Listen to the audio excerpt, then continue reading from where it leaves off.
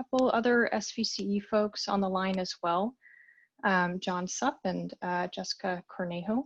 So you have a few folks from the SVCE team here, in addition to Integral Group. I'm Amy Bailey, Director of Decarbonization and Grid Innovation, and we're really excited that you've joined this webinar today. We look forward to providing you with an overview of the draft Building Decarb Joint Action Plan that we've been putting together between SVCE and our 13 member communities.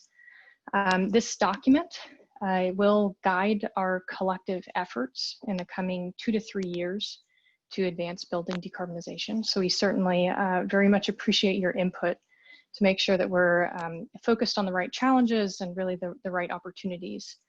I think many of you that I see on the line here provided input in some of the initial stakeholder engagement. So thanks very much for that. And also, oops, apologies, I got up there. In any case, many of you that I see on the line had provided input before, so thank you for coming back. We hope that you see your fingerprints on this draft version, and we look forward to working with you and the other stakeholders to shape it from this draft to the final version. So thanks again, and on behalf of everyone at SVC and our 13 member communities, we look forward to your feedback. Great, thanks, Amy. And as I mentioned, I'm Janica McFeely with Integral Group, and I also have my colleagues Brendan and Annie on the line. So we will be all available to help answer any questions and guide today's discussion.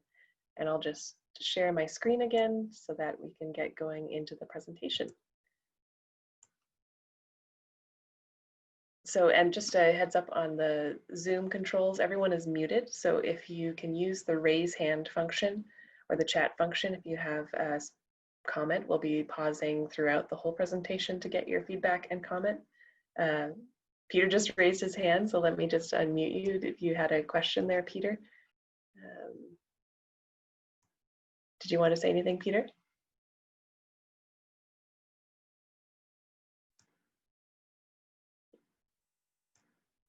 Oh, you should be unmuted now.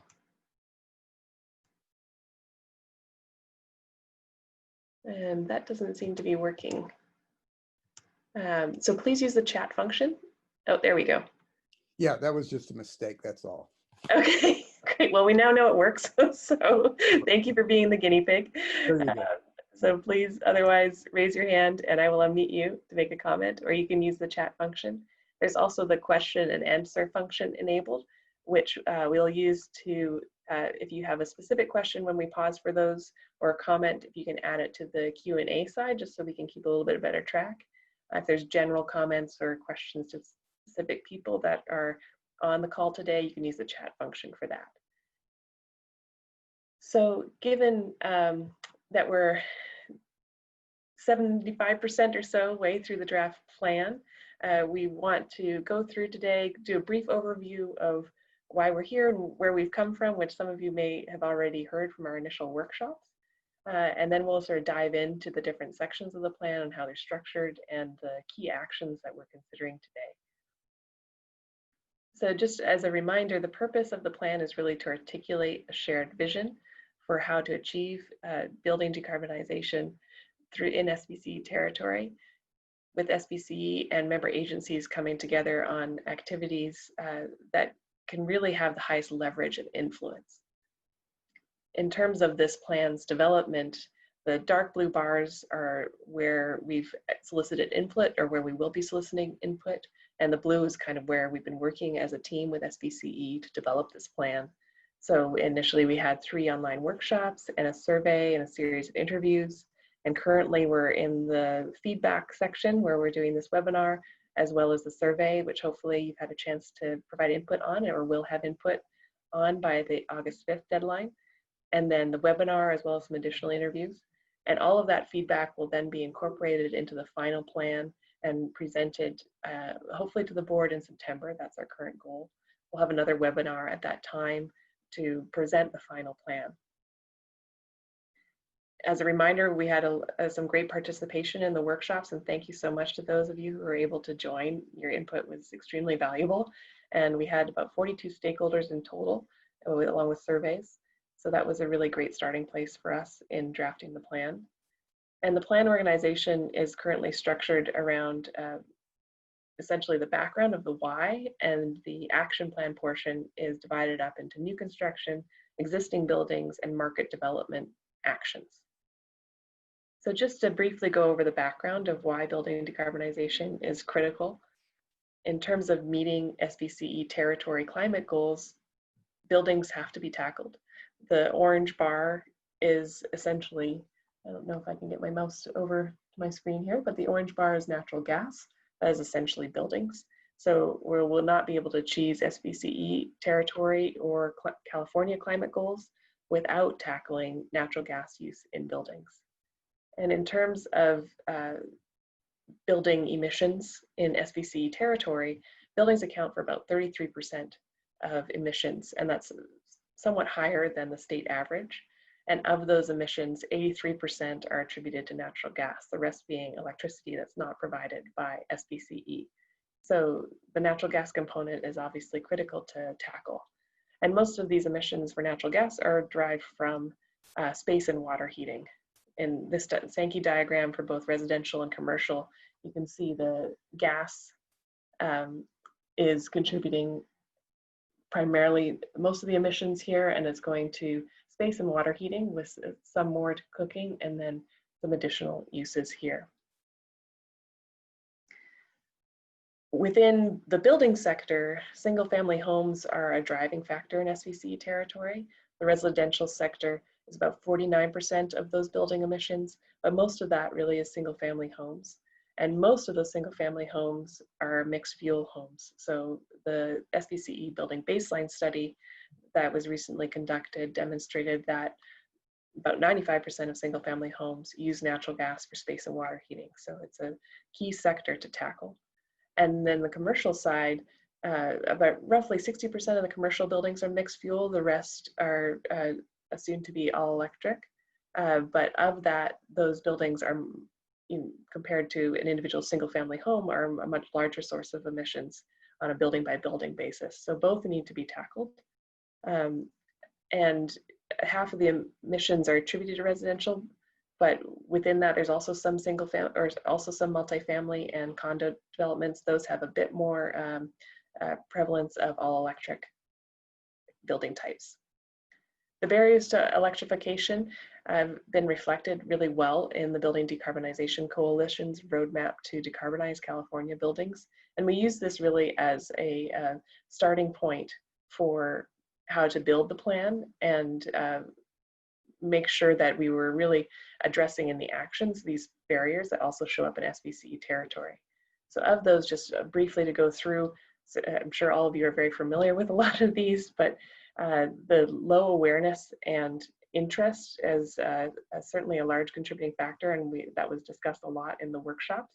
But customers don't know what electrification is, nor do they understand the benefits. And there's limited coordination among supportive organizations and other initiatives. There's low perceived customer value in that the cost and payback is a barrier, and current incentives and financing options don't bridge the gap enough to make it viable for customers. And there's no clear way to monetize the benefit to both the grid and the climate. The lack of coordination with other energy efficiency programs is also a real challenge here. So a number of the actions that we're proposing in the plan try to bridge those pieces in particular. There's low perceived contractor and builder value as well, which was also discussed heavily in the workshops. And the contractor's lack of awareness and interest, as well as training, is a barrier, but there's a lack of consumer demand. So all of that is working together to make it challenging. There's also lack of incentives, although there's more coming down the pipeline that of midstream and upstream incentives that will help bring down the costs and motivate both contractors and consumers. And there's lack of coordination and support for the permitting offices and how these different systems are handled. For low availability, electrical infrastructure at the building and distribution level is inadequate to meet the scale of decarbonization that's needed, and compliance standards don't support fuel switching. Misaligned policy refers to policies that allow for new gas infrastructure and don't align with climate goals, which are still, although Many of the cities in SVCE territory have moved towards a REACH code or are moving towards a REACH code. Those don't all preclude natural glass entirely. There's still some natural glass allowed in the different codes. Incentives and other energy efficiency programs don't align with electrification, and lack of cost-effective plan for natural gas transition. There isn't a great pathway available yet. There's also a lack of support for local governments to adopt those REACH codes, although SVCE has done a lot of work with member agencies to do that. So there are numerous types of interventions that could be used to address these barriers, and that's where we really focused the joint action plan discussion. And I'm just going to double check the chat. I see that going here. And Peter has a question why the commercial electricity is so much higher in carbon than residential. And you're correct, Peter, that it's just that those are non-SVCE procured, so it's an estimated amount. So moving into the joint action plan itself, the structure of the plan or the actions that are in the plan were really filtered through SVCE's board adopted prioritization values, which are the orange icons, and filtered through the different mechanisms that SVCE and member agencies have in order to actually implement actions. And then they're structured within new construction, existing buildings, and market development. Actions are organized as cornerstone actions and supporting actions. And the cornerstone actions really are represent a significant investment of time and money and offer the most impact. And then the actions that are included in the plan are also, some of them are pre-existing or already in process, and others are new actions identified as part of this specific joint action plan, but we wanted them all to be represented together because they certainly are complementary. So what we really are hoping for your feedback on today, and also with the feedback that you provide through the survey, is to review the draft plan that was sent out, that hopefully you all have received. And if you haven't for some reason, please let us know. And today we want to hear your feedback and questions about the cornerstone actions in particular, but also the draft overall. And so general questions just to have in the back of your mind are, how effectively does this plan accelerate building decarbonization? And are the actions included the right priorities for SVCE and member agencies to focus on at this time? So those are just background questions to keep in mind after this webinar too, when you go and look at the plan again and provide your feedback if you haven't already. And then we have specific questions to ask around different sections here. So I'd like to start by getting into new construction, and just for the rest of today's webinar, we'll be going through each of the three main sections of the report and giving an overview of what the new actions are that are being included here, and asking a question sort of this grouping to get your feedback on. And I'll pause also for any additional questions or comments you may have on that section. And then at the end, we'll transition to more just holistically any questions, comments you may have on the overall plan. So for new construction, what we're really focusing on here is expanding the initial REACH code effort that SVCE did, looking at the gaps involved and proposing other ways to extend this into a REACH code 2.0 strategy. And a supporting action that's relevant is to have regional coordination with the Bay Area Air Quality Management District to see ways in which SVCE and member agencies can collaborate more on a regional scale for initiatives that they're embarking on. So just as we go through these slides, the ones in blue are the new ones, just so you're aware. So with REACH codes 2.0, the why really is that the REACH codes currently don't capture all building types, and they don't address existing buildings.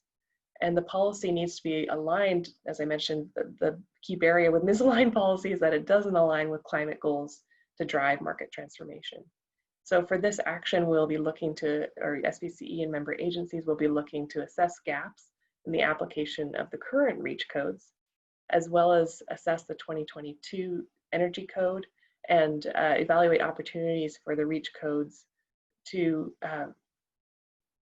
really reflect that and respond to those changes that are coming down the pipe. And SVCE will continue to support developing model policies, providing technical assistance, supplying background information, and facilitating stakeholder engagement, similar to what was done in the initial REACH code effort. So I'd like to pause there and hear from all of you about what elements could be part of a REACH code 2.0, or any other comments or feedback you have on this new construction set of actions. And you can use the raise your hand feature, and then I can unmute you if you have a comment, or you can put that in the question and answer. So Bruce, I see you have your hand up, so I will unmute you here.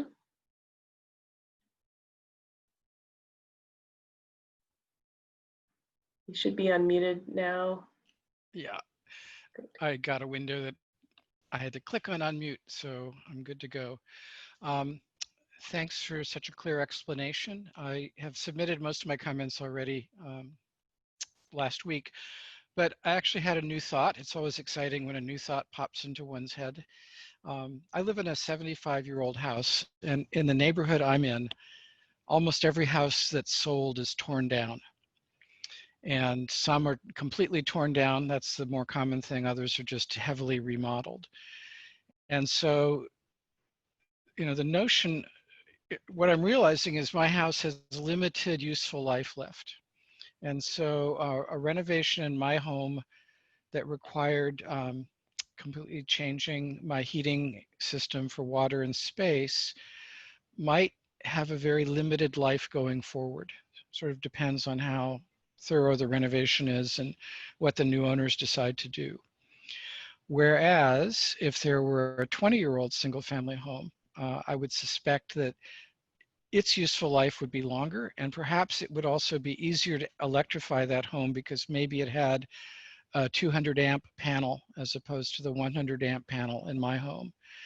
And so I just wanted to share that as a notion that there may need to be some nuance about which buildings, which homes are subject to requirements to electrify on renovation, and perhaps some research into what age homes are more likely to have a 200 amp panel or whatever requirement would be necessary for an easy swap out of the heating systems, as opposed to the difficult swap out in my home where a new panel will absolutely be required with the current electric technology.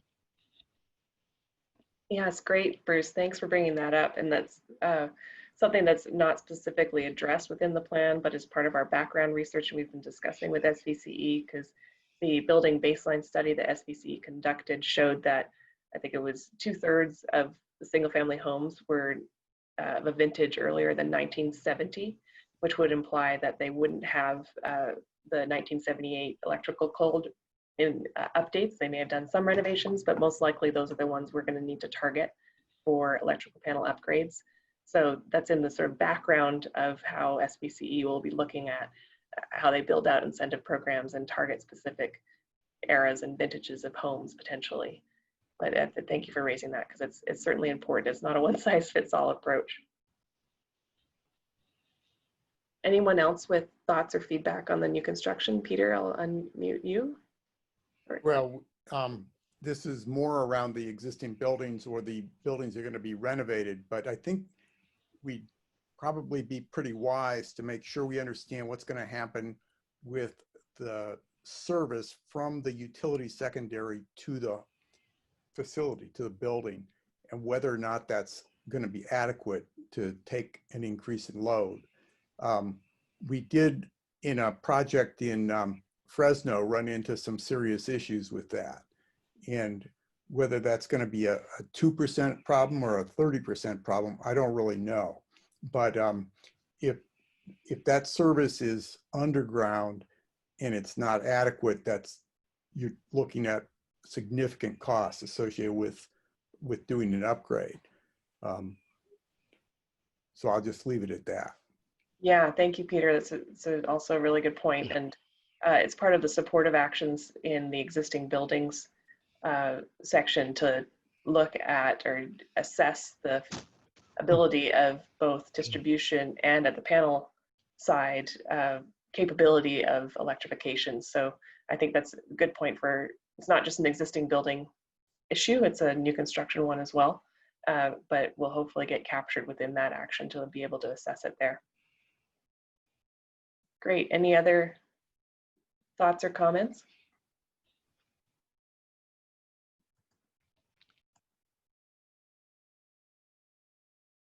Okay, we'll keep moving on, and if any other ideas about what could be included in new construction here, or what could be specifically part of the REACH Codes 2.0 effort, please chime in or include that in your feedback. Oh, and I see Crystal added one here around REACH Codes, that she loves the idea of including new construction renovations, also including attached ADUs. That's a good point. And providing cost effectiveness studies for large hotels and other possibly difficult or expensive building types, labs, medical centers, and industrial. That's great, thanks for that, those thoughts, that's really helpful. Okay, we'll move on to existing buildings then. So existing buildings are a meaty one because they are obviously a key area to tackle in terms of achieving building decarbonization. And what we've really focused on here is a suite of actions that we'll try to address on the policy end in parallel with the REACH Code effort, but also on the products and services side.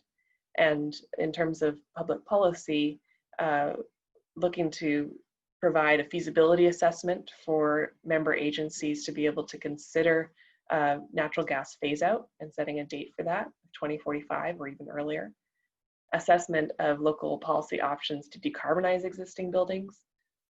And then in the products and services side for new actions, expanding on the future fit heat pump water heater program that SVCE already has in play to future fit homes and buildings. And I'll explain that when we get to that slide.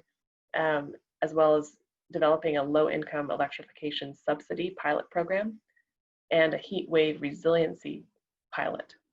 And then on supporting actions, we have evaluating a tariffed on-bill financing approach, and then this electrical distribution and panel capacity assessment that I've already mentioned.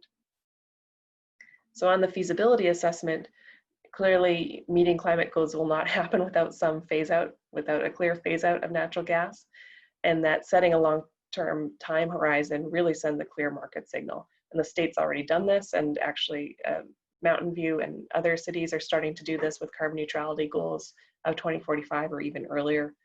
And that this assessment will really address the technical, legal, and economic barriers and opportunities in SVCE communities without necessarily prescribing a specific regulatory pathway for the phase out to inform potential local policy development and discussions. So similar to REACH Codes, again, helping member agencies with the background data they need to convince their leadership and communities that this is actually a viable pathway forward. For policy options to decarbonize existing buildings, clearly they drive emissions, and that policies are really needed to drive decarbonization of existing buildings, as it won't happen by market forces alone. And we need to also use that policy drive to help increase cost effectiveness and availability. But the various pathways to actually doing that from a policy perspective, as were brought up in the workshops and in our analysis, there is not yet a clear, good solution there that'll work for all member agencies, and all member agencies are at different stages. So this effort would again provide member agencies with the support that they need to assess potential policy actions, such as a retrofit or replace on burnout policy, energy audits, building emission caps, or other policy levers that they can explore to help mitigate emissions from existing buildings. The future fit homes and buildings is to provide comprehensive assistance to SVCE customers in navigating and accessing available energy programs to support electrification. And the current available and forthcoming incentives and financing and technical support programs are not well coordinated and not well aligned, and have very convoluted application processes, which particularly to the single family homeowner are very difficult to navigate. So SVCE will help provide comprehensive assistance to customers in navigating and accessing the many existing and forthcoming non-SVCE, but also SVCE-led programs, and as well as identify and address incentive gaps and participation barriers, and provide precise and targeted additional intervention when needed. The low-income electrification subsidy pilot is really to offer a targeted subsidy for low-income residents, affordable housing providers, and small businesses to top up funding that's provided by other existing incentive programs. And we heard that it's through the workshops and interviews that really making sure that low-income communities are the first to be provided with electrification is incredibly important from an equity standpoint. And all electric retrofits of existing buildings required a substantial upfront investment that for low-income communities are not available currently, and they can't be met through existing programs such as LIWIP or BayREN, or the low-income weatherization program in BayREN. So we need to enable an equitable market transition and provide this. Doing this subsidy would also provide SVCE with valuable insights into the challenges that these communities and types of retrofits face, as well as start to build contractor awareness and capacity and case study examples to demonstrate feasibility. So the subsidy will be directed towards customers with current or future high heat vulnerabilities as well, which is also another action that we'll be talking about shortly, and provide customer assistance in navigating the external program requirements, similar to the Future Fit program, but specifically around this sector of the built environment. The heat wave resilience pilot, which I meant, will really be an incentive-based program to help customers with higher heat vulnerabilities, recognizing that parts of SVCE territory will and will face future increased heating or cooling days, and particularly for those vulnerable residents, wanting to help them transition the upfront costs of heat pump HVAC technology and the associated energy use expenses to really benefit from the combined heating and cooling that heat pumps can do. So educational resources on why this is important, as well as the incentives and rebates themselves, will encourage fuel switching and enable customers to adapt to the increasing temperatures.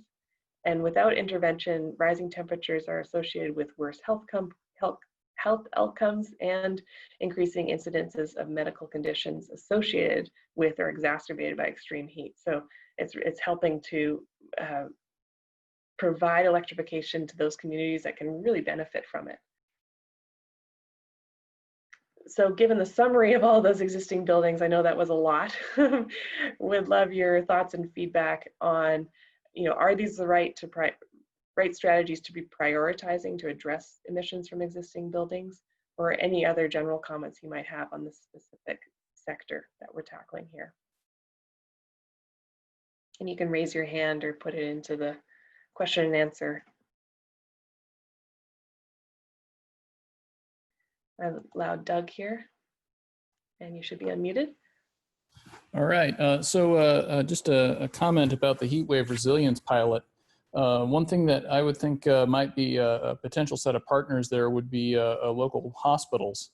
So oftentimes for their not-for-profit status, they need to provide a certain level of community benefits. And then that often funds programs out in the community. Like I know that El Camino Hospital in Mountain View provides like counselors at local elementary schools, that kind of thing. So it might be that, they would be a possible source of additional funds that might be contributed to that kind of effort.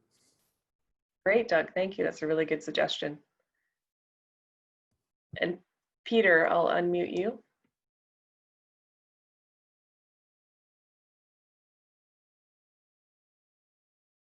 Oh, Peter, are you able to unmute yourself?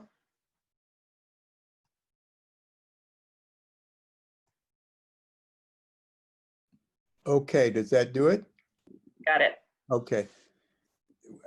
Something that is kind of one of these barriers up front is this concept of low perceived value to customers. And I kind of think we're being a little bit naive in terms of how that language is. I think, it costs thousands of dollars to do these replacements, and it might save $100 or $200. And so when we use the concept, low perceived value. It makes it sound like, gee, that they could just be educated. If the customers could just be educated, they would see the light.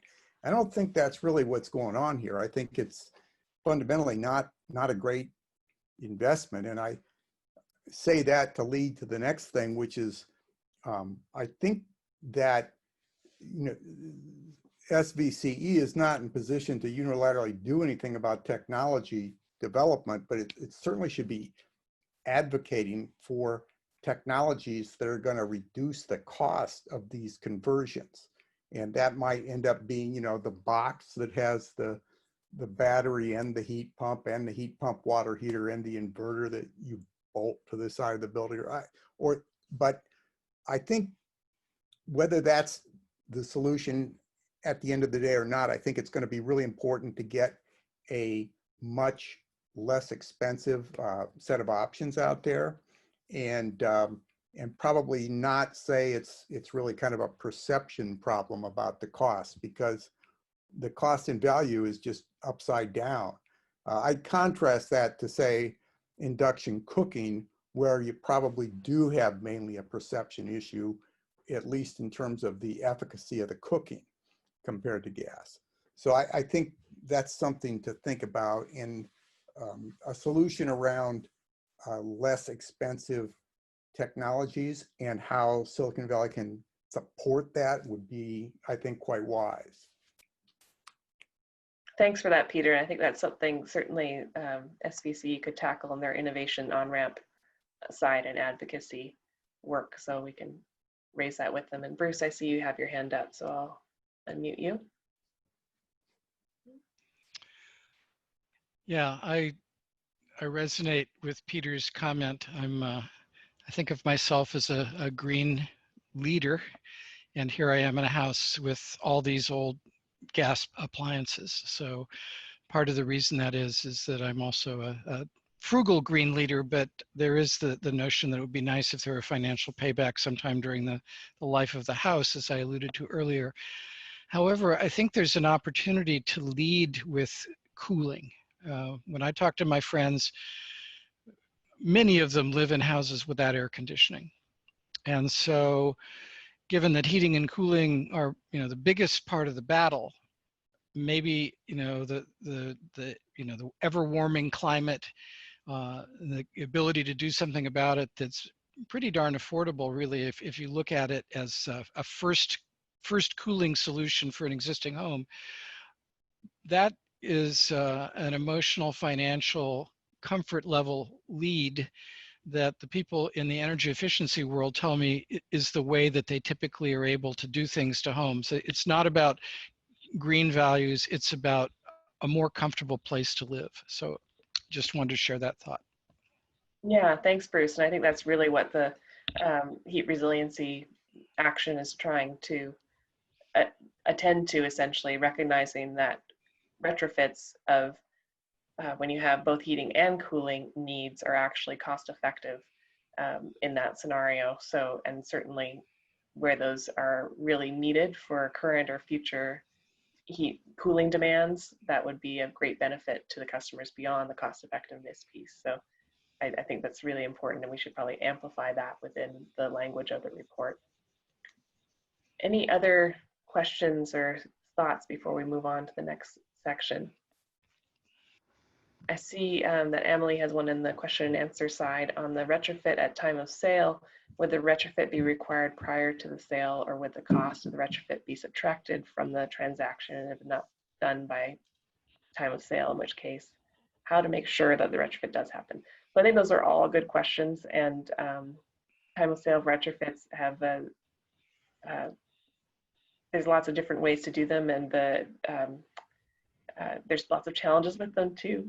So I think that would be part of the analysis that SVCE would help provide member agencies of the sort of pro cons of that type of pathway and what it might look like in a model policy, as well as other policy levers such as retrofit on burnout and other things they could do.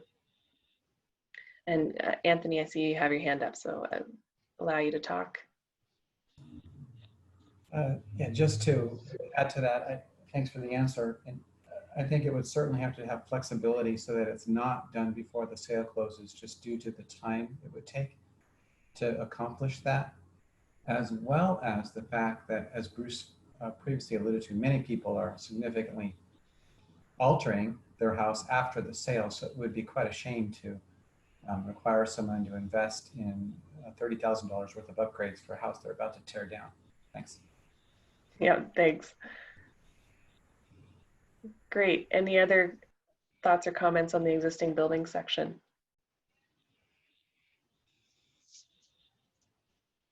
Okay. I will move on to the next section then. Janik, I think we had someone raise their hand. Just wanted to double check here.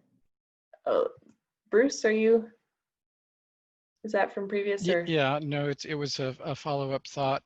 So I know that within the next few months, PG&E is going to change its time of use definitions to make it, well, as a solar household, the amount of money that I get paid for my midday electricity will go down because there's an oversupply right now of midday electricity. And so all of the math about what's a good payback depends on understanding how much electricity will cost in the future, seasonally and hourly. And I know that SVCE has been a price follower, but there may be ways to use innovative time of use pricing to incent the behavior you're looking for and disincent the behavior that you don't want to see. That may mean you have to decouple from PG&E pricing, but it's certainly worth putting on the list of tools to think about deploying. And Amy, do you want to comment on that or talk a little bit about the rate design work you're doing?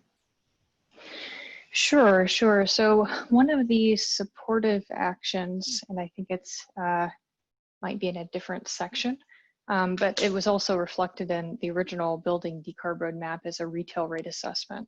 You know, basically what opportunity and challenges, what opportunities and challenges exist to leveraging our authority to, define rates and set rates and different rate structures that could really help advance policy goals. In addition to just more generally speaking, a better align pricing with costs. And so we have an initial kind of analysis underway, and also through Innovation On-Ramp, we do have a pilot that's going to be testing a more innovative rate design, but this is definitely an area that we're very interested in and want to do more in. There are some substantial operational barriers associated with it though, which is something that us and other CCAs are working through. But thanks Bruce for bringing up that comment. It's a very important one. Yeah, and thanks Amy for running through that. And I just want to respond to some of Crystal's feedback in the question and answer section, which has been great. She mentions that the plan doesn't specifically mention partnering with other CCAs, and there is a regional coordination supporting action that's called out in the plan that would be with other CCAs as well, and that's specifically to work around, it's I think listed, might be listed in, oh there it is, in regional coordination supportive action. So that's really about specifically around messaging and awareness, customer awareness, like you say in your question there, Crystal, and workforce development, as well as other ways in which CCAs, but more broadly, other regional actors can come together and help better coordinate on programs. So thank you for that. It's certainly something really critical that we've been noticing that could use more opportunity to come together on a regional scale. And then your other policy ideas for existing buildings, which including a revenue neutral utility user tax and electrify upon sale, which we've already touched on, as well as the requirement for an electric load panel capacity calculation for any electrical permit. Those are all great points, and we can think about how to filter those or reflect those in the plan. Great, so we'll move on to the next section then.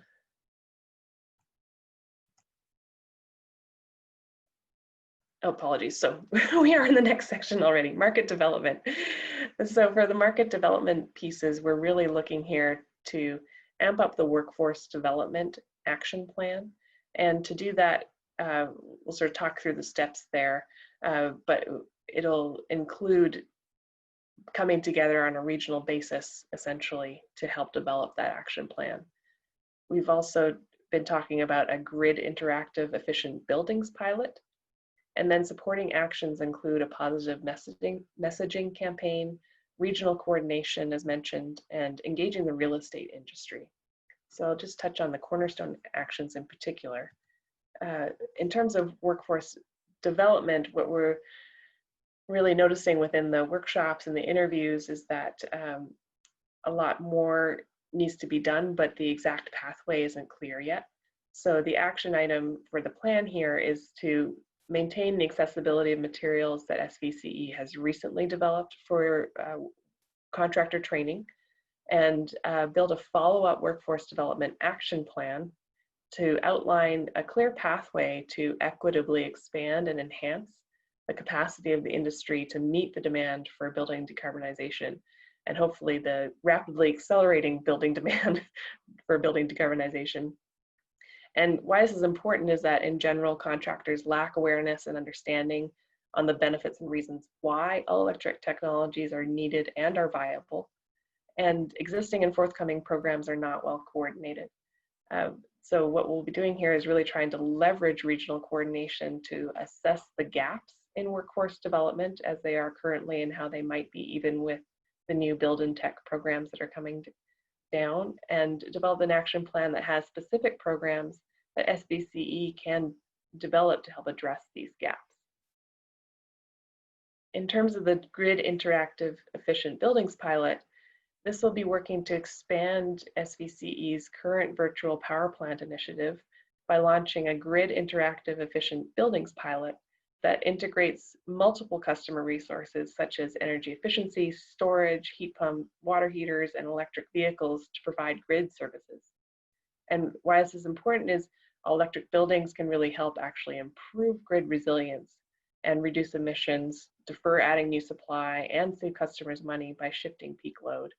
And the pilot will help identify and address the key technical, market, and economic barriers for leveraging buildings for this demand flexibility while achieving broad-based deployment. So it's a pretty exciting and innovative strategy to be including here and really moving forward with. So of those market development new actions that we've included here, do these actions sufficiently, do you think, accelerate market development in this case? Are there others that you would suggest, or do you have general comments on the market development sector?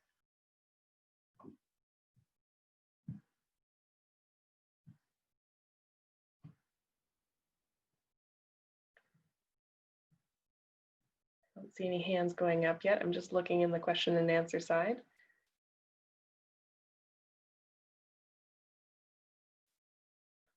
Scott notes that improving building permit compliance today prior to electrification ordinances will make them much more effective. That's a really good point, Scott. And I think SVCE is embarking on a streamlining of electrification at the member agency level and evaluating current permitting and review processes. So hopefully something will come out of that that could perhaps help. Any other thoughts or comments on market development?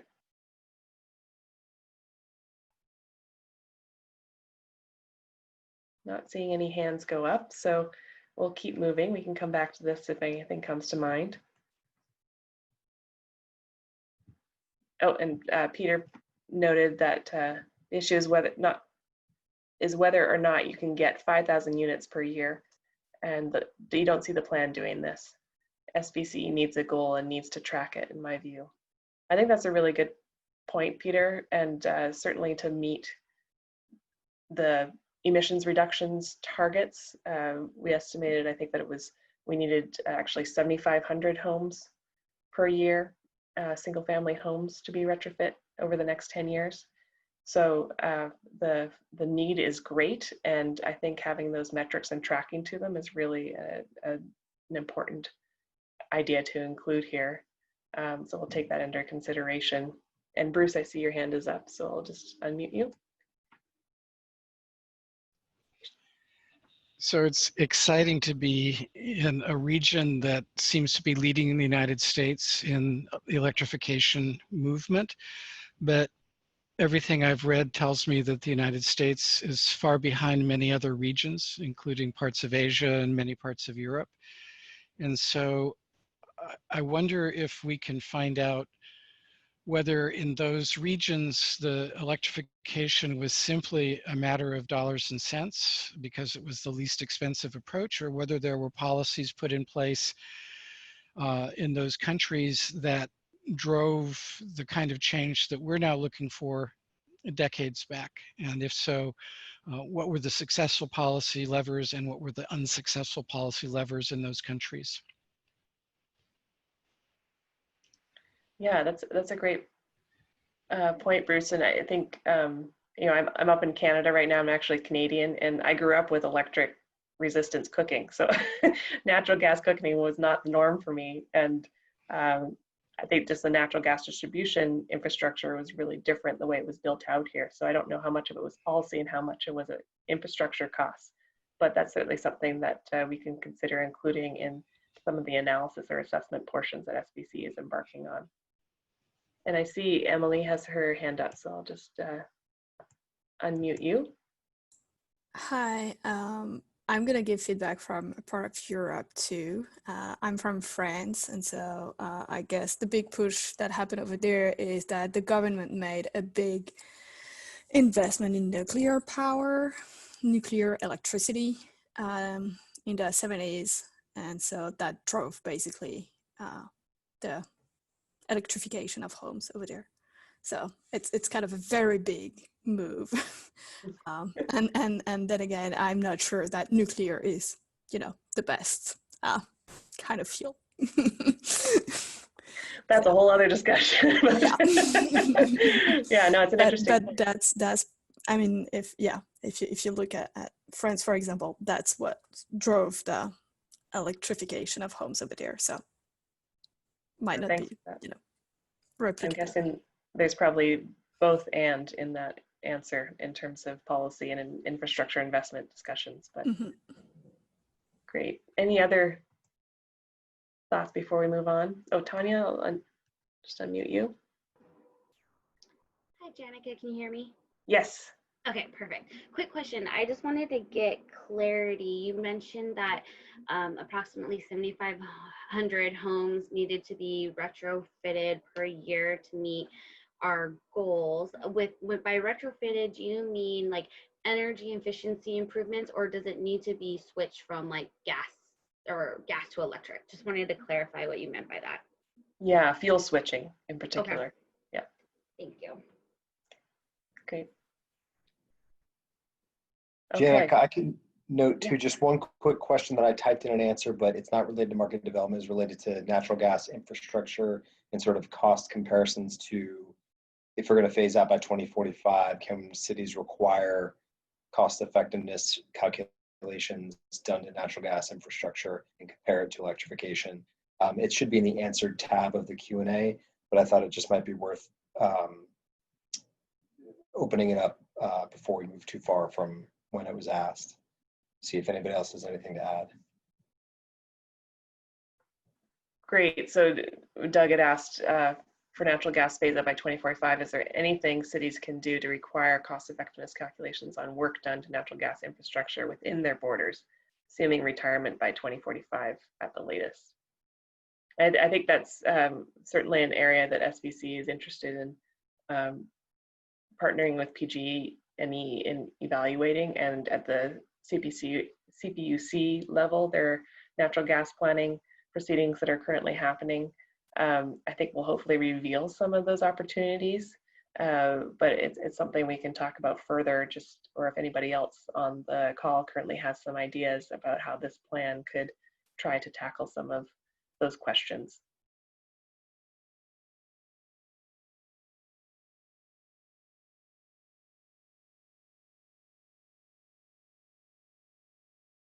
Great. Well, if any other ideas come up, please do put them into the chat or question and answer, raise your hand.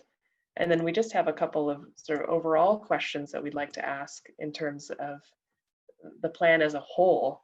Do you see, you've already raised some good additional actions or ideas that we should consider within this plan, but are there any really important ones that you see are missing that will help really clear the path for building decarbonization in SVCE territory?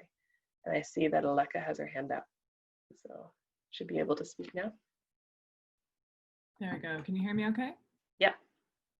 Hi, and thanks for the question. And you know, I think it's a really interesting and thorough plan overall. Really exciting to see.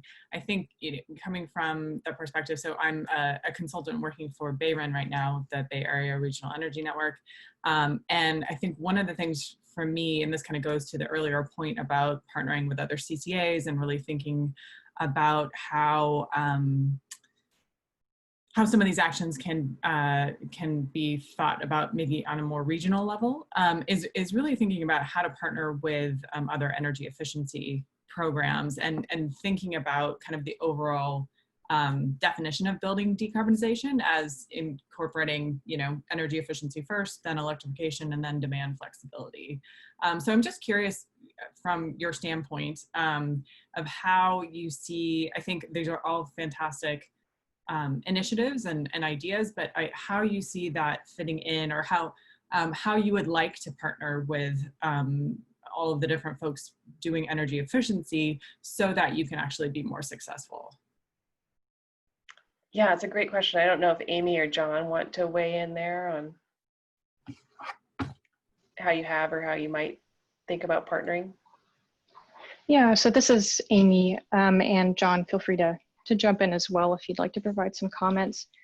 I think, you know, one thing that's a bit different compared to when we went through the process of developing our decarb strategy and programs roadmap versus where we are now. Back then, there weren't other entities carrying out fuel switching programs. Now it is a bit more of a crowded space, and so you can see how we've kind of pivoted our position a bit to really kind of focus on filling gaps. Our decarb roadmap as well didn't focus explicitly on creating new efficiency programs. What we highlighted was, you know, the fact that there are all of these other initiatives out there that we would like to help our customers harness and take advantage of, because they're already paying for them, you know, effectively, and it can really help. The package that you mentioned, Aleka, is really important for making decarbonization cost effective. And so it's really in the future fit kind of homes and buildings section, where we would be, excuse me, providing kind of that concierge service and packaging of different existing programs to try to improve the customer experience as it relates to, you know, efficiency, as well as fuel switching programs, as well as resilience programs and load flexibility. And I can't recall whether we explicitly called it out, but we can like explicitly call out energy efficiency there. But we're also, you know, of course, very open to any suggestions that folks have on, you know, other activities that we might want to consider related to efficiency, or making sure that we're harnessing cost-effective efficiency in our service territory. Great, thank you. And Peter added on the issue of partnering, it seems that SVCE is well positioned to lead on collaborations. For example, SVCE cannot do hardcore tech development work, but it could lead a group of like agencies for consistent lobbying to state organizations to do research targeting lower cost solutions. This may require development or may just require importing new equipment. In any case, it would be good if all or most of the local organizations were all signing from the same sheet of music on this. So I agreed, Peter. I think that's a really good point. Great. Any other thoughts on actions that are missing or would help clear the path for building decarb?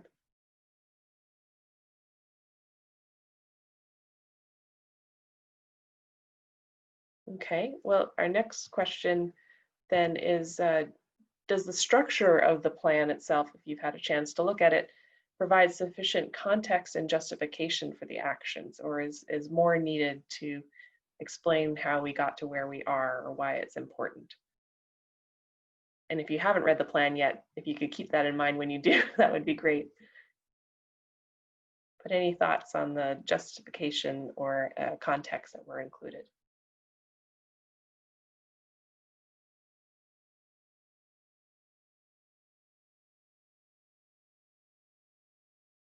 I'm not seeing anything pop up. So then really just any other general final questions or comments you might have on the plan itself or other things that you think haven't yet been raised. And Aleka included one area where partnering with energy efficiency programs could be especially beneficial is for those residents who are most vulnerable to high heat and low income. So yes, great, thank you. That's certainly a really good point.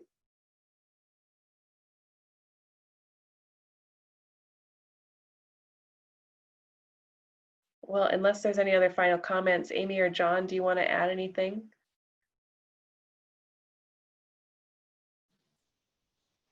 Hi, this is Amy. Maybe one other question, since it appears as though we may have a little bit of time. Another question I'd like to ask is, are there things incorporated into the plan that you think SVC shouldn't be focused on? It could be helpful to understand that as well.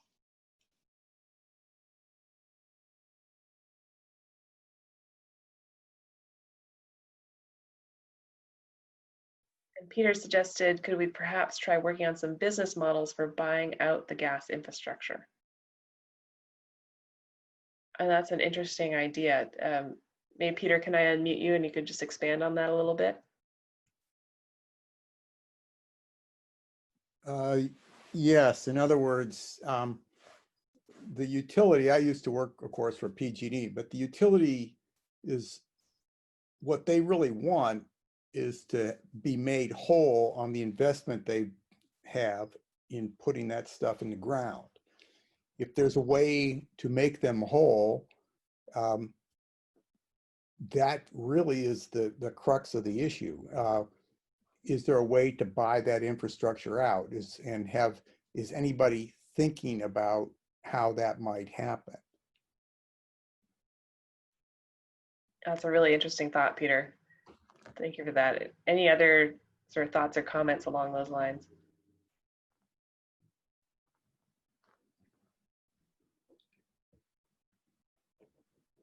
Bruce?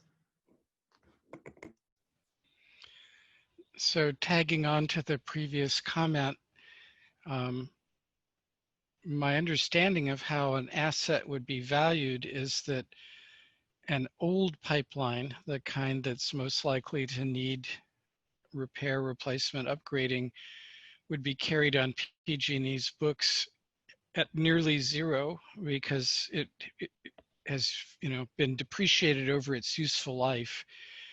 And so paradoxically, getting rid of an old pipeline segment shouldn't need to be made whole. And an asset carried at zero or close to zero isn't really part of the rate base that PG&E gets a return on investment on. At least that's my speculation. And if I'm missing pieces of the puzzle, I hope that someone will speak up and tell me what I'm missing. Thanks, Bruce.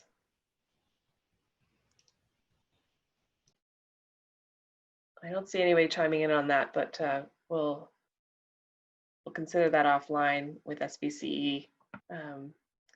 Crystal included a question here or a comment on missing from the existing building section, maybe something to address the fact that when a residential water heater goes out, it's, it's often an emergency. It's a good point. And most likely thing to go in is another gas water heater. So something to help contractors assess and complete a retrofit quickly with a heat pump. Yeah, that's a great point, Crystal. I think can be part of both the policy review for member agencies in terms of what those policy mechanisms could be for retrofit and burnout, but also recognizing that a lot of those replacements happen without permits too. And so that can be worked into the workforce development and contractor training side. I like that idea. And then Kara mentions more emphasis needs to be placed on affordable housing under existing, both for actual affordable as well as just older under market rate housing. Some might not be worth updating, but others absolutely need real targeted campaign with some real money. Yeah, and I think that would be part of the low income subsidy pilot, and hopefully could be expanded once the lessons learned are from there, but we can think of maybe other ways to reflect that within the plan itself. Emily has her hand up, so I'll unmute you. Yeah, I just wanted to piggyback on that comment. One of the things that affordable housing providers sometimes do is acquire existing properties that are kind of de facto affordable housing, even though they're not affordable per TCAC, for example. And we will operate them as is for a couple of years before going through a big rehab where we redo everything. And so that kind of goes back to that time of sale improvement and stuff, which is, so yeah, there's kind of that moment where we might acquire the property, not make any changes because, well, to be able to certify it as affordable housing, the tenants need to be under a certain level of income. And so we might have some household that at the moment when we acquire the property are above this threshold, and obviously we don't want to kick them out. So what we do is we operate the property as is until those tenants just live by themselves, and then we will replace them by households that do income qualify. And when we have only households that do income qualify, we will then do a big rehab of the property. That's interesting. Yeah.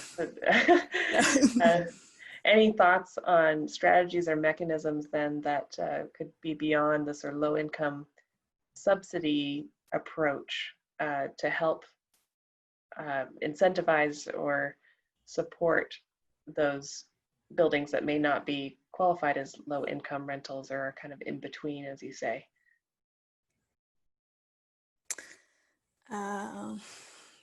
That's a good question. I don't have any that come at the top of my head, but yeah, I just wanted to call that specific case out because, yeah, I'll keep thinking about it, and I haven't made my comments on the plan yet, so hopefully I'll come up with stuff and I'll put that on my comments. Okay, thank you. Yeah, it's certainly a difficult nut to crack, and finding the right mechanism, if folks have ideas, would be great to hear from you. And Bruce added, the Emerald Eco Company in San Mateo County has told you that they have a solution to deal with the emergency replacement of water heaters, but they haven't told you what it is. Yeah, please send along that information. That would be great to hear. And you've added it in there, so I think I'll just hold and review that, Bruce, and maybe follow up with you for more information. And Scott noted that a change to the number of years gas infrastructure can be depreciated, make it 10 to 20 years, would be a major step in the right direction. It essentially raises the cost of infrastructure, but also the cost gas customers pay. So that's an interesting point. I think that would be more on the advocacy side, perhaps role that SVCE could play in working there, unless Scott, you had other thoughts on something SVCE or member agencies could be doing now to call attention to that.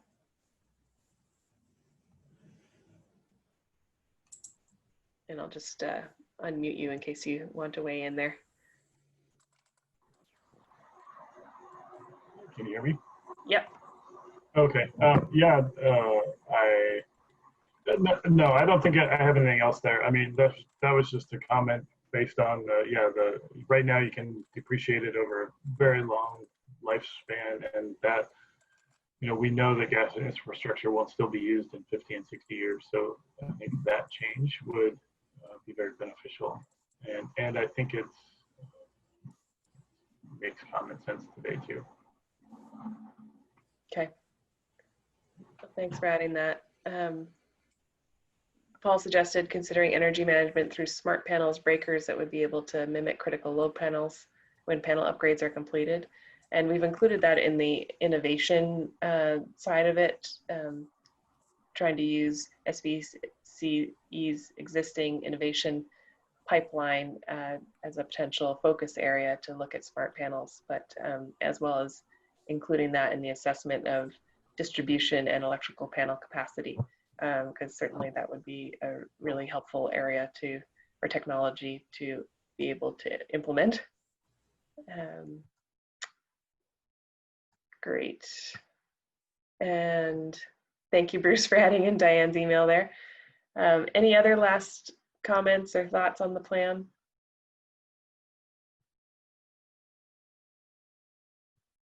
Okay.